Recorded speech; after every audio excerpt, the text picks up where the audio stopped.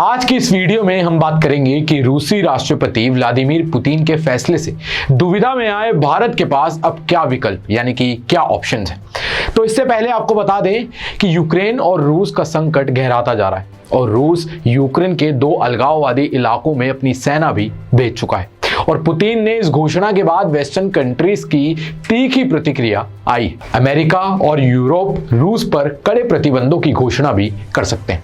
Ukraine संकट से जो ग्लोबल सिचुएशन बन रही है वो भारत के लिए एक दुविधा की तरह है। ऐतिहासिक रूप से भारत यूक्रेन के मामले में रूस के साथ रहा है, लेकिन अब स्थिति 2014 से अलग है। जब 2014 मार्च में रूस ने यूक्रेन के क्राइमिया को अपने में मिला लिया था तो भारत बहुत कम बोला था और जो बोला था वो भी रूस के फेवर में ही बोला था।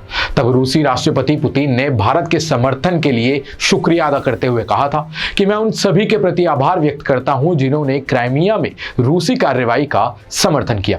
अब ऐसे में ये सवाल उठता है कि भारत को अब क्या करना चाहिए। तो पहले तो आपको बता दें कि रूस के अभी के एक्शन को लेकर भारत ने यूनाइटेड नेशन सिक्योरिटी काउंसिल की मीटिंग में कहा है कि हम दोनों पक्षों से संयम बरतने की अपील करते हैं। हम मानते हैं कि यह मुद्दा केवल और केवल डिप्लोमेटिक डायलॉग्स के जरिए ही सुलझाया जा सकता है। इस तनाव का जल्द से जल्द ऐसा समाधान होना चाहिए जो सभी पक्षों को मंजूर हो। इससे पहले भी जब 31 जनवरी को यूनाइटेड नेशन सिक्योरिटी काउंसिल में यूक्रेन पर रूसी हमले के खतरे को लेकर चर्चा होनी चाहिए या नहीं, इस पर वोटिंग हुई थी तो भारत इस वोटिंग से बाहर रहा था। इस विषय पर चर्चा हुई थी और अमेरिका के नेतृत्व में 10 देशों ने चर्चा के पक्ष में ही वोट किया था, यानी कि भारत अभी किसी की भी साइड लेता नहीं नजर आ रहा है। और इसी के चलते अब आपको बता दें कि अटल बिहारी वाजपेयी सरकार में विदेशी सचिव रहे और रूस में भारत के राजदूत रह चुके कंवल सिब्बल ने 21 फरवरी को एक लेख लिखा था कि भारत का रुख रूस यूक्रेन संकट में क्या होना चाहिए।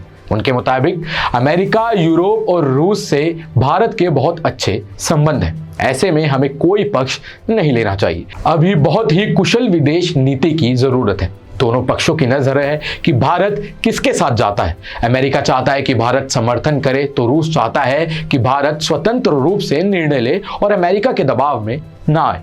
भारत के लिए किसी भी तरह का सैन्य संघर्ष अच्छा नहीं होगा क्योंकि इसके गंभीर अंतर्राष्ट्रीय परिणाम भी भारत को देखने को मिल सकते हैं। साथ ही रूस पर वेस्टर्न कंट्रीज के प्रतिबंध से भारत का सैन्य सौदा यानी कि मिलिट्री डील भी प्रभावित हो सकती है। वहीं जो अभी भारत ने डिप्लोमेटिक बातचीत की यानी कि बात के जरिए जो रास्ता सुलझाने के लिए बात कही है, उसके जरिए कहा जाए तो ये दूसरी बार है कि जब भारत ने यूक्रेन संकट को राजनयिक और रचनात्मक वार्ता के जरिए सुलझाने के लिए कहा है। यानी कि भारत ने यहां दिखाने की कोशिश की थी कि वो यूक्रेन संकट में किसी भी खेमे के पक्ष में नहीं है, यानी भारत का अभी भी किसी के भी तरफ कोई भी क्लियर स्टैंड नहीं है। आज की वीडियो में महज इतना ही। आप देख रहे थे ग्लोबल नाउ 24/7। वीडियो को लाइक करें, शेयर करें, चैनल को सब्सक्राइब करना ना भूलें। मैं तुषार, धन्यवाद।